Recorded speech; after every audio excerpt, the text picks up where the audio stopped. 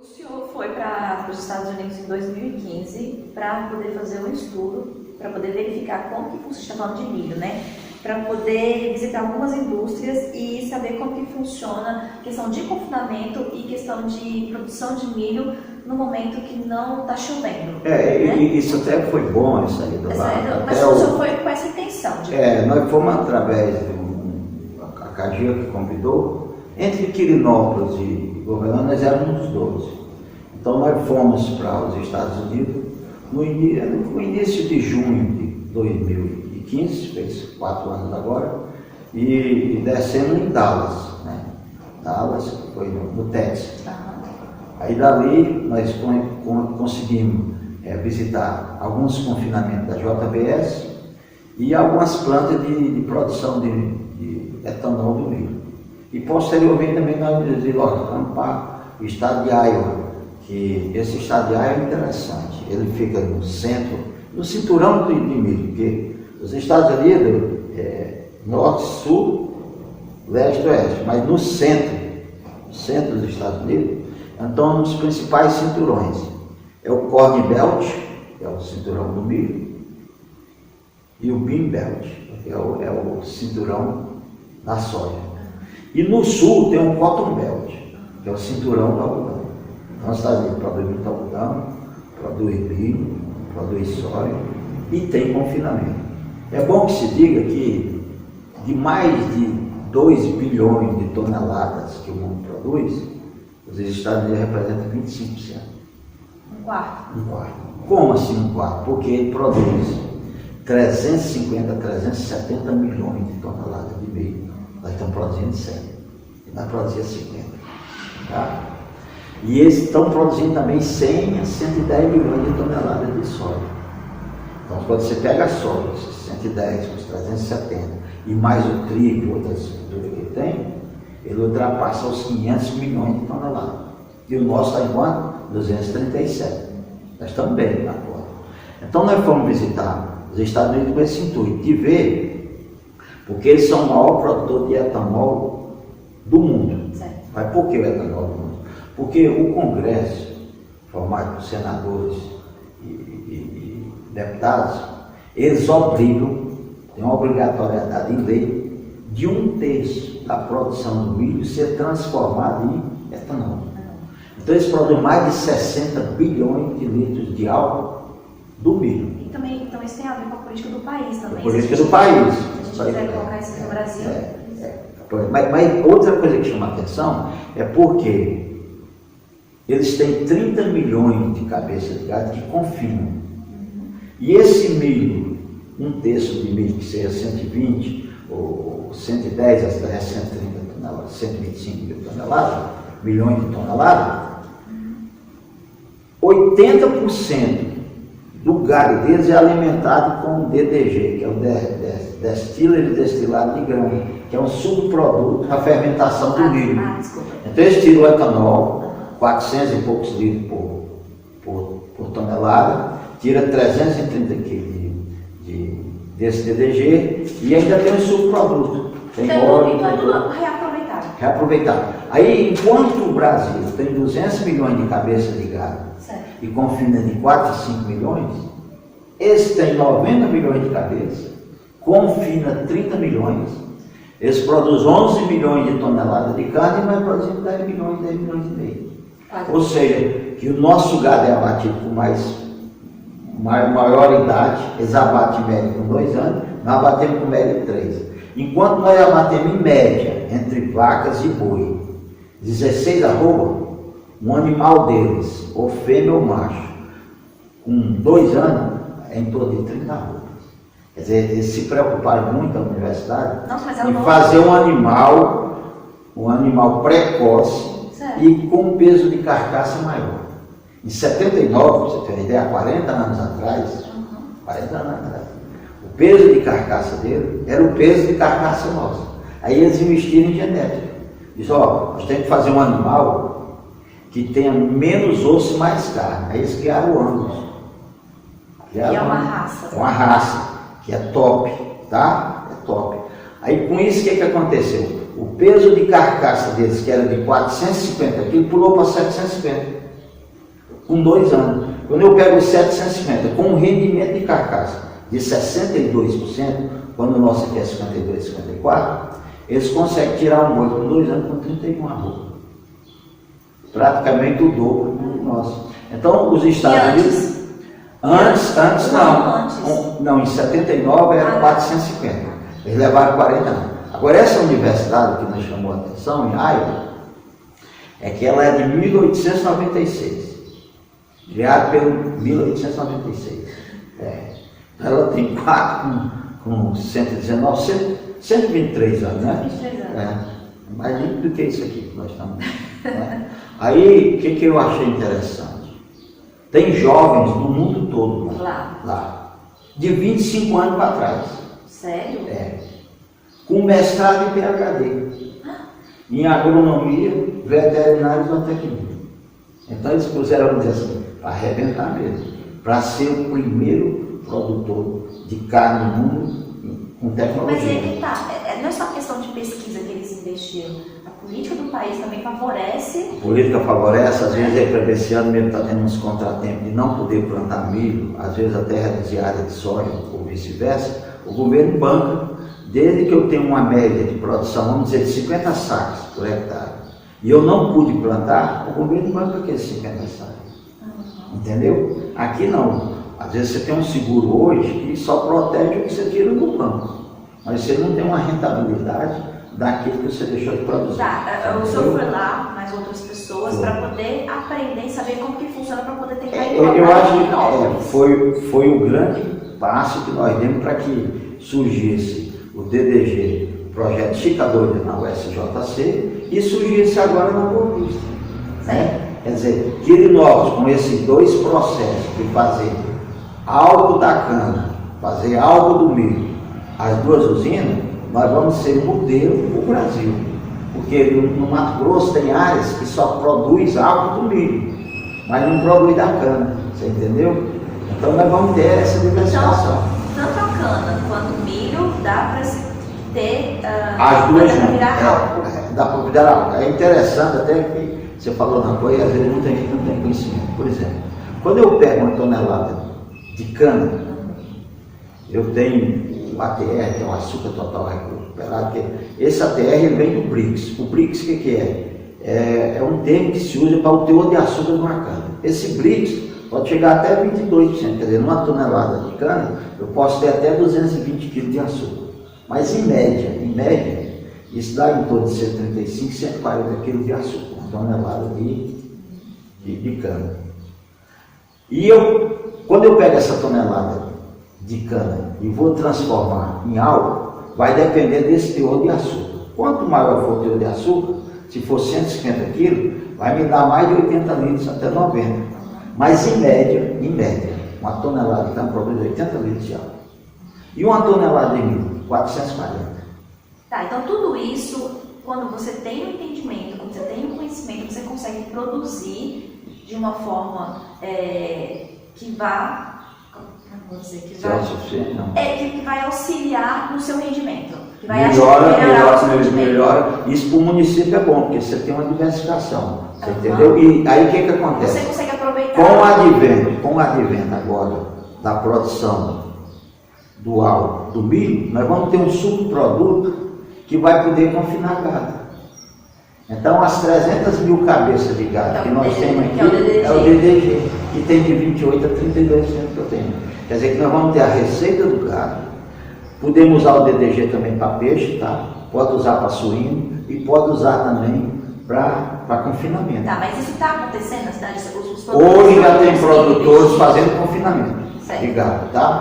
Fazendo confinamento. Quer dizer, é mais uma maneira de nós aumentarmos a receita e distribuição de renda no município. E a questão do milho, tá? Porque assim, o senhor falou assim que tem que ter um solo, a natureza também tem que ajudar também, porque tem que estar chovendo para você poder plantar milho, né? A vantagem, eu diria, da cana sobre as culturas anuais, que é seja soja, seja milho, é que a cana às vezes aguenta 20 ou 30 dias de sol. Numa cultura de milho ou soja, se ela tiver um problema de enchimento de grão milho, ou o envajamento da soja, vai encher na vagem, eu pegar 20, 30 dias de sol, eu caio a produtividade. A cana pode até cair, mas ela tem mais tempo de recuperar. Ela é mais resistente. O sistema radicular dela é mais profundo. Então, vamos voltar novamente ao que eu falei. O grande inimigo da cana chama-se fogo. As questões climáticas ela controla. Aí você pode fazer uma pergunta. E se eu tiver um ano que não chova, se a cana exige 1.200 milímetros, chova os 1.200 milímetros, mas muito concentrado, a cana sente. Mas também se eu tiver os 1.200 milímetros e a soja precisa de 600, 700 milímetros, e não chover no enchimento da soja do milho, eu perco. É bom que se diga isso aí, né? Entendeu? Eu posso ter quebra na cana, posso ter quebra na produção, mas eu ainda colho bastante dela, porque o sistema radicular dela é profundo. Enquanto que no milho e na soja, se eu tiver um enchimento de grão, quer seja da vagem de soja, quer seja da espiga do milho, eu vou perder peso. Tem casos até que eu não consigo ter nenhum grão numa espiga, se eu não tiver água de 250 a 300 milímetros, período de chuva. Você entendeu? Então, essa diversificação é boa, porque a cana veio fazer com que as nossas terras, que são pobres em matéria orgânica, como se diga isso, desde que a cana não seja queimada e eu plantar uma soja ou um milho em cima dela, vai produzir bem, porque tem uma proteção contra o calor e tem matéria orgânica para aguentar mais o trânsito. Então, se o produtor quiser produzir milho e não produzir cana, vai ter um bom rendimento? Eu acho que vai ter, porque ele está muito próximo da usina. Quer dizer que quanto mais próximo ele produzir o milho da usina, menor o frete. Quer dizer, se eu for pegar um saco de milho a 200 quilômetros, tá certo? Esse frete vai onerar o milho aqui, em 2, 3, 4 reais. Se for dentro de um raio de 30, 40, 50 quilômetros da usina, esse frete é menor. Quer dizer que eu vou ter um preço melhor do milho, quando ele está mais próximo. Agora, eu acredito que nós vamos ter a cana, vamos ter a soja e vamos ter um incremento na produção do milho. De milho, porque compensa e vale a pena. Compensa porque nós vamos ter as duas usinas aqui que vão precisar de área de 120 mil hectares. Se não tiver aqui, se tiver 3, 4, 5, 10 mil hectares, vai vir de outros municípios. Agora eu entendi. Como a usina não veio para cá e arrendou algumas terras para poder plantar cana. E agora com a implementação do milho, também vai precisar de terra. De terra também para o milho. Pode até ser que alguma área de cana migre para o milho, não pode ser, tá? Mas pode ser também que se abra novas áreas que favoreçam a cultura de soja e o milho. Você entendeu? Certo, entendi. Entendeu? Então o nosso município vai ficar um município, às vezes assim, diversificado, porque produz soja, produz milho, produz cana, né? Produz álcool, produz açúcar e produz energia do bagaço. E uma coisa que às vezes ninguém entende é que às vezes na própria industrialização do milho para a produção de álcool, eu tenho produção de energia também, de calor. De qual do álcool? Do álcool. Sério? É porque é da vaporização. Agora também outra coisa que é interessante. O Brasil representa 40% da exportação de açúcar do mundo. E quem é o grande concorrente de açúcar do Brasil no mundo? É a Índia. E a Índia tem subsídios para os produtores de açúcar lá. Porque eles não produzem álcool, não, produzem mais açúcar. E é interessante, o Brasil com 9 milhões e meio de hectares, nós temos aí 60 mil produtores, uma média de 150 hectares, para dar os 9 milhões. A Índia tem 3 milhões de hectares de cana. Aí você sai com quantos produtores? 6 milhões de produtores. Porque as áreas dos indianos, a cana é anual e é meio quarteirão, é meio hectare. O quarteirão é 100 metros por 100. A Índia planta cana em meio hectare, em meio quarteirão. Então são 6 milhões de pessoas e leva-se em carro de boi, leva-se em carroça, você entendeu? Porque é meio hectare é meio quarteirão. O quarteirão é considerado 100%, uma quadra, né? 10 mil metros, é 5 mil metros quadrados. Como eles produzem, eles têm 3 milhões de hectares, e por meio hectare, dá 6 milhões de produtores. Isso é muita gente, Eles também têm 1 bilhão e 300 milhões de pessoas. É verdade? A tendência até da Índia é passar a China, né? Passar a China. Então, Eu acredito que o nosso município está bem representado nessa questão de produção agrícola, quer seja na parte de soja. Então, o que falta então, para os produtores investir mais nisso? É o que os produtores estão tentando investir. O que falta é garantia de recursos, né? E um preço justo para o produto e que não falte recursos, porque às vezes os órgãos públicos, alguns bancos falam que vai ter o recurso para a agricultura e não tem. Tá? Os juros ainda estão caros. É o juro de 8%. Se você considerar que na maioria do mundo o juro é de 2% a 3%, se você pegar 8%, ele é alto, né? Mas em contrapartida também, a agricultura é sagrada, porque você planta um grão de milho, às vezes você colhe 600 até 800 gramas, ou até 1000 gramas na espiga. Né? Celari, em 2000 o senhor se filiou ao PMDB. Com qual a intenção? De 74 para 2000, dá 26 anos. Né? E sempre alguém fala, você tinha que ser, não pode ser de outro não, você tem que ser de um partido. E eu, através de um companheiro, ele me chamou para filiar no PMDB. E eu filiei no PMDB em 2000. E hoje nós estamos em 2019, eu sou filiado do PMDB. Mas a intenção foi só filiar ou o senhor... Eu, naquela época, em 2000, fui candidato a vereador. E perdi por poucos votos, 10 votos, para ser o primeiro suplente. E o senhor quis ser vereador por quê? Não, eu queria ser vereador para entender das leis públicas e principalmente de fiscalização. Certo. Eu acho, independente de quem seja o político brasileiro, que nós vemos no noticiário, está deixando muito a desejar. Eu tenho a teoria do Rui Barbosa. O Barbosa foi senador pela Bahia. Em 1917, 100 anos. 102 anos. Ele falou de tanto ver triunfar a novidade, de tanto ver triunfar as desonestidades, o brasileiro ia chegar um dia de sentir vergonha de ser honesto. Ser honesto. Ontem mesmo, não sei se você chegou a ver, um cara que foi eleito deputado federal pelo Rio de Janeiro com 0,45% do voto, que ele foi por quociente, chamou o Moro de ladrão. E quando for ver o desempenho do patrimônio dele, deu mais de 200% ao ano. Isso não existe.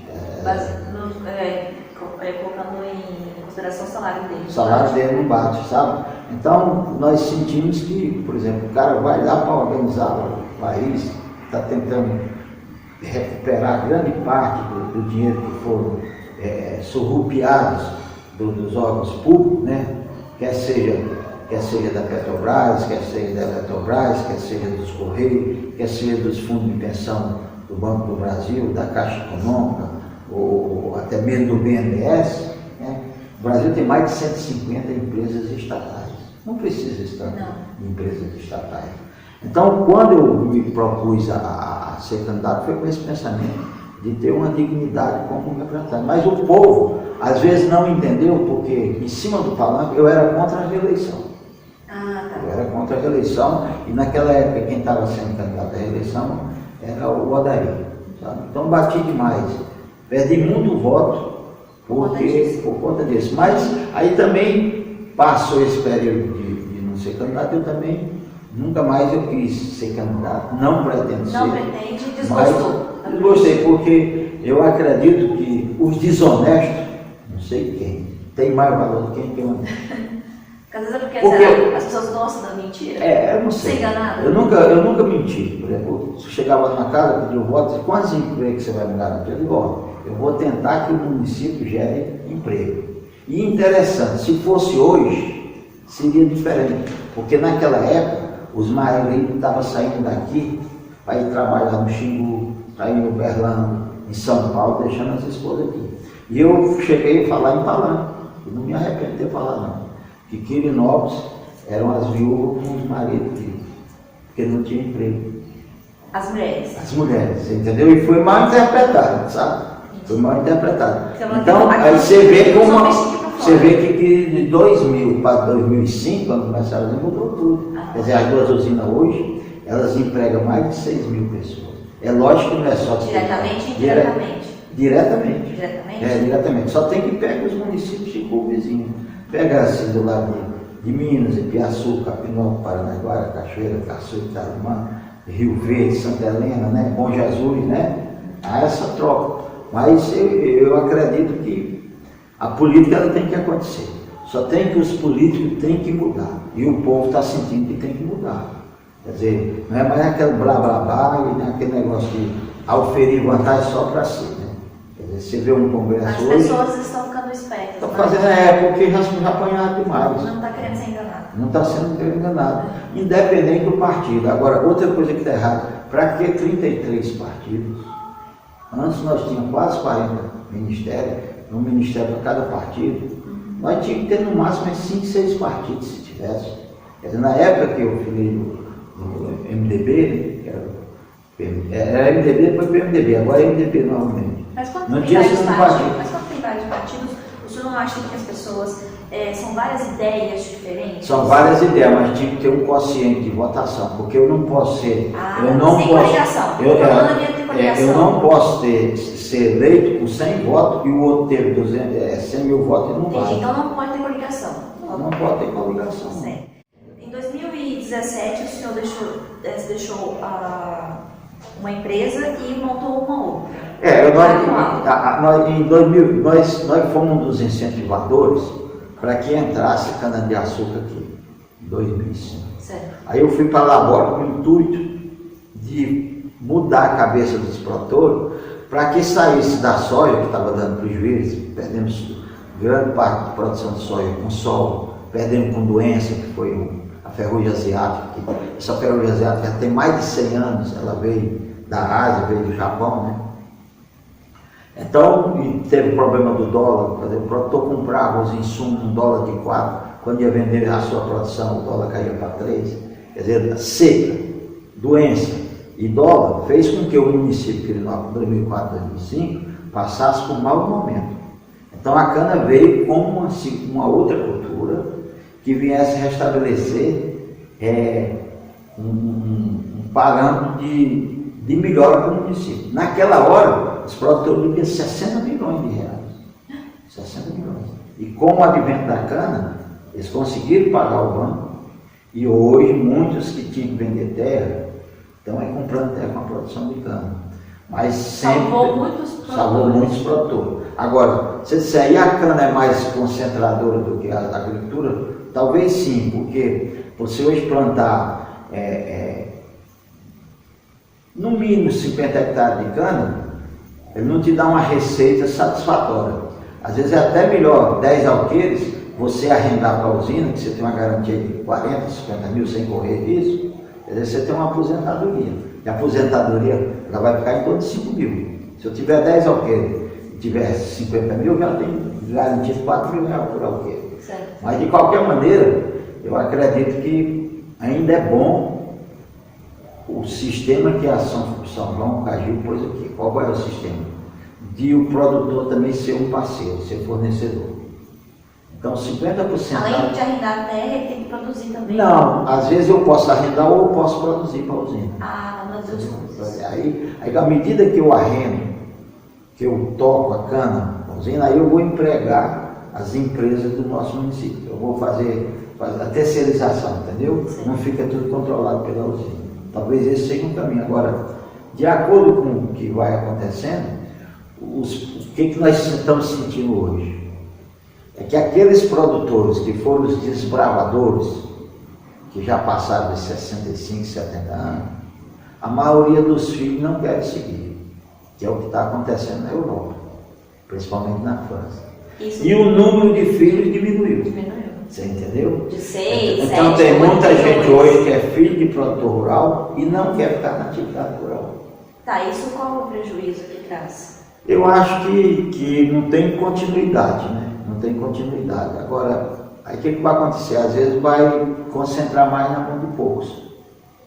Porque se antes tinha 20 que trabalhavam no campo para 80 na cidade, agora tem 90 que está na cidade e 10 no campo. Você entendeu? Que é o que chama o quê? Êxodo rural. Não é verdade? Agora, por outro lado, a cidade também, eu acho que ela ganhou muito, foi com a questão educacional, faculdades, de formatura. E quando a gente veio para cá, era poucos agrônomos, poucos médicos. E hoje, nós não temos medicina aqui, mas tem engenharia, tem agronomia, né, tem administração, tem direito, né, tem várias faculdades que melhorou demais no nosso nível. Então, acho que é importante isso aí. Em relação a ser funcionário e patrão, qual dos dois o senhor prefere? Há um ditado que diz que é melhor ser um mau patrão do que um bom funcionário. Né? É melhor ser um mau patrão do que um não mau patrão do que um bom funcionário. Quando você é patrão, você sabe que depende de você, não depende de ninguém. Agora, você tem que fazer as coisas certas, na hora certa, e tem que ver se está dando rentabilidade. Porque se não está dando rentabilidade, o que você tem que fazer? Você tem que passar a bola para frente de outro. Não é verdade? Então, eu já tive dos dois lados. Já fui empregado, já fui patrão. Hoje, por exemplo, eu tenho uma parceria com a cooperativa na parte de fiado depositário.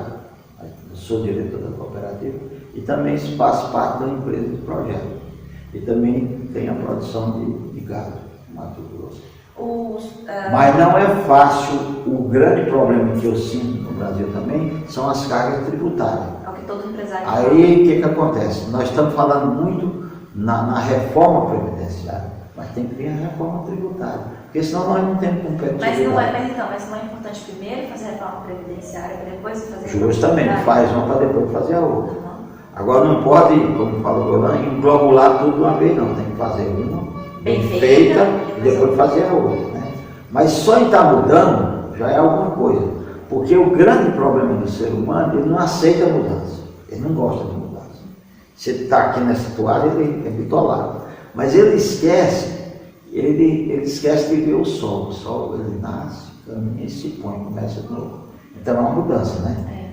E você nasce com a vista boa. Depois você tem que usar outra, né? Você nasce com a cabeleira branca, preta, fica branca. Nasce com a cabeleira cheia, fica careca. Deus te mostra que você, querendo ou não, nada é fixo tem e permanente. Nada é infinito, nada. Nem a luz do sol é infinita, porque ela é o hélio.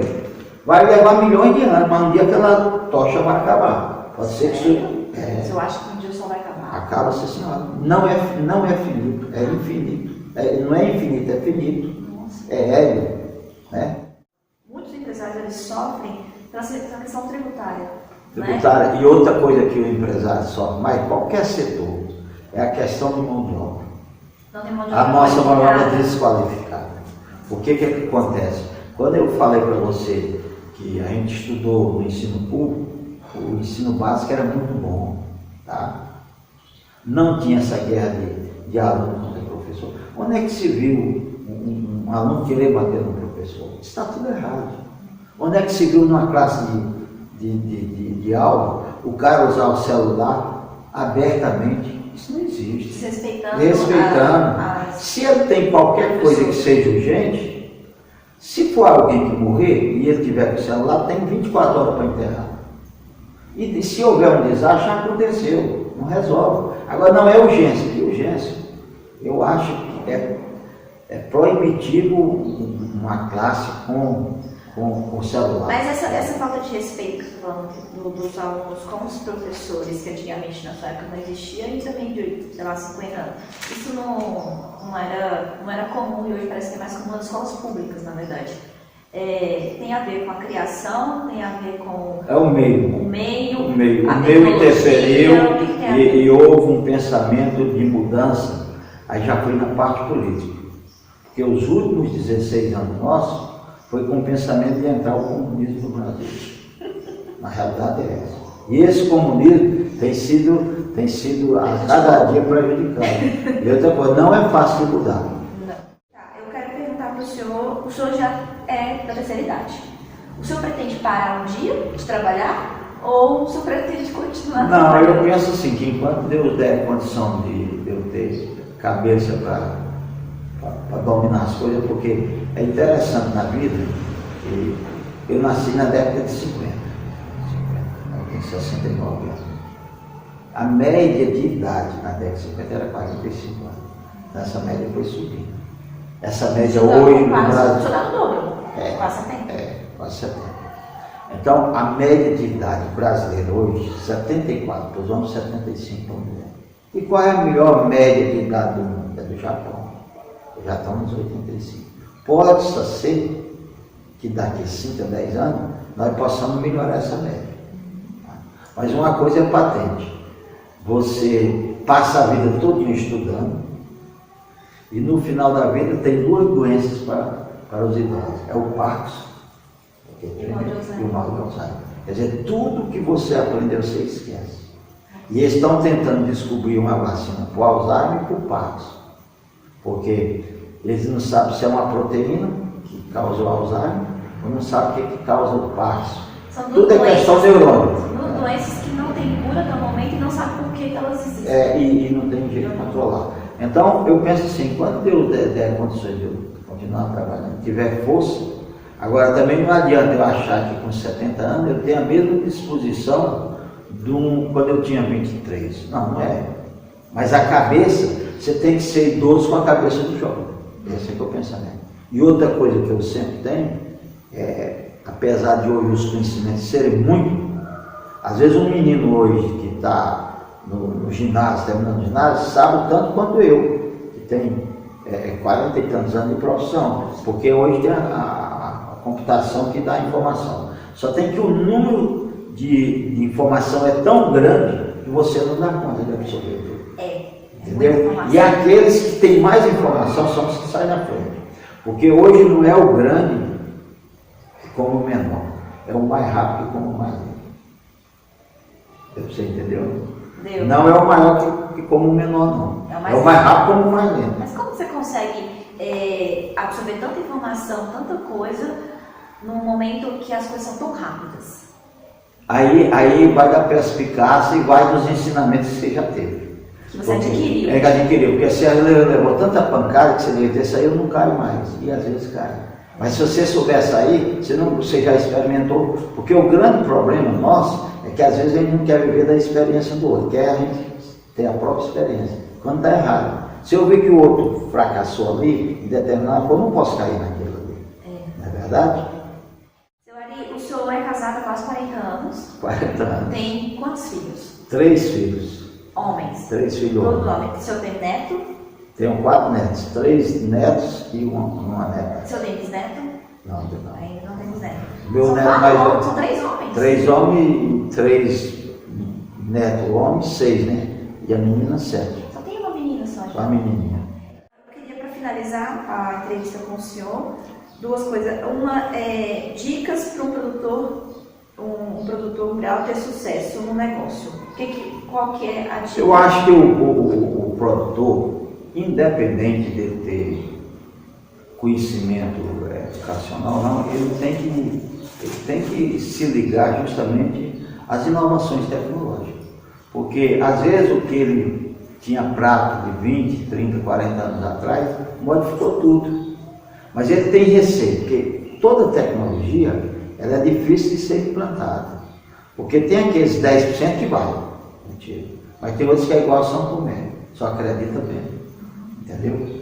Então eu acho que o produtor daqui para frente que queira ter, ele tem que ser bom naquilo que ele está produzindo. Tem que ter resultado. Aquele que quer ter resultado no resultado. Ele tem que ter um custo mais barato e ele tem que ter uma produtividade melhor. Certo. Porque se, por exemplo, se eu tenho um produtor que tira 5 litros de leite numa vaca e tem outro que tira 15, é lógico que o que tira 15 vai ser melhor do que aquele de 5. Se eu tenho um produtor que produz 60, 70 sacas de soja por hectare, aquele que produz 40 vai ficar de segundo ele. Ele não passa de ano. A mesma coisa na cana, a mesma coisa no abate do gado. Quer dizer, quando você falou de RTI nos Estados Unidos, abriu um leque de conhecimento que nós temos que pôr em prática. Porque vocês estão há 100 e tantos anos produzindo isso, nós com uns 4, 5 anos fomos lá, quem é que esperava que nós ia entrar tagado aqui em Quirinópolis com DDG comigo? É aprender com quem sabe. Aí há um grande pensamento errôneo, de que os Estados Unidos só quer sugar o Brasil. Não é não. Os países que desenvolveram mais foi quando os Estados Unidos trouxe tecnologia, trouxe inovação. E ontem mesmo, quando eu estava saindo para ir para casa do filho meu, eu vi que os Estados Unidos, a partir de 2020, vai investir no Brasil 180 bilhões de reais na parte de estradas, de ferrovias e de aeroportos. É muito dinheiro.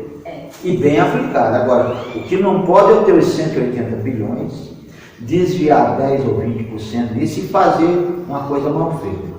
Entendeu? Os exemplos que o novo presidente está dando, eu acho que é um exemplo de ordem e progresso. Mas por que tem tanta gente que interpreta outra coisa? Ele interpreta porque ele é patriota.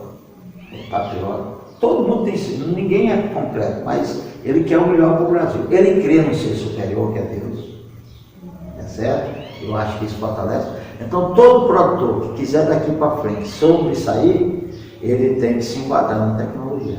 Senão ele fica na mesmice e não chega a lugar nenhum. Estudar, se preparar, e sempre está de acordo com aqueles que têm maior conhecimento. Agora, muitos se envergonharam. Por exemplo, quando eu vim para Quirinópolis, teve produtor que achava que eu com 23 anos não podia saber de igual um pouco mais do que ele, porque já tinha 10, 20 anos depois. Quer dizer, o cara tem que ter humildade também, para aceitação, né? Se não tiver, não chega a lugar nenhum, né? Seu Ari, muito obrigada. Toda vez que a gente vai conversar, é muito tempo conversando, porque o papo é sempre muito bom. Eu agradeço muito. Eu acho que dentro daquilo que nós nos propusemos, não sei se foi do jeito que a gente queria, mas pelo menos a gente deu um direcionamento de que o Quirinópolis está bem melhor e vai ser bem melhor, né? Com certeza. A gente tem um parceiro no programa, que é a corretora de seguros São Judas Tadeu e HS Consórcio, que acredita na história de vida das pessoas, que apoia esse projeto e nos ajuda a levar, a contar a história de vida das pessoas, como a história de vida do senhor, história bacana e diversas outras. Está entregando uma lembrancinha para o senhor. Muito obrigada pela entrevista. Eu quero agradecer a oportunidade e dizer que eu acho que foi dentro daquilo que falou com fidedignidade e com coração, né? Uma coisa que eu não aceito também, eu sou muito pela verdade, tá? Sou muito pela verdade. A mentira tem pernas curtas. Tem. E o grande problema que nós estamos vivendo hoje são os fake news, né? Que se fala, né? Nas redes sociais. Então, mas as pessoas não verificam o que é. Nós estamos à disposição e dizer que, não sei se é aquilo que você imaginava, talvez outros que você já teve a oportunidade de entrevistar, saíram melhores ou... Não, conversar com o senhor, mas conversar com o senhor sempre é uma forma da gente enriquecer ainda mais o nosso conhecimento, ainda mais pela essa experiência de vida que o senhor tem e pela gentileza e humildade que o senhor sempre tem, não só comigo, com várias pessoas. Eu sempre procuro ser fidedigno, né? E eu acho que não importa se eu sou A, B ou C de grupo social, porque uma coisa que você estuda em agronomia, que eu acho que é de fundamental importância, acredito que ainda tem essas duas matérias, é sociologia e psicologia. A sociologia você vê as camadas sociais e a psicologia você saber tratar as pessoas, entendeu? Então, quando a gente fala que quando você estuda psicologia, você pode ter uma carga genética, mas você também pode ser produto do meio. Né? Então tem uma frase que fala muito bem disso aí na parte psicológica, que é: quem vive entre lobos aprenda a uivar. Quem vive entre lobos aprenda a uivar. Tendo urra igual o lobo, porque está vivendo entre lobos. Essa vai ficar na história para você. Quem vive entre lobos aprenda a uivar. Tá bom? Tá, eu acho que eu entendi. Você entendeu? Eu acho que eu entendi. Então, tá bom, obrigada. Tá bom. Tchau, gente, e até o próximo vídeo. Tá bom.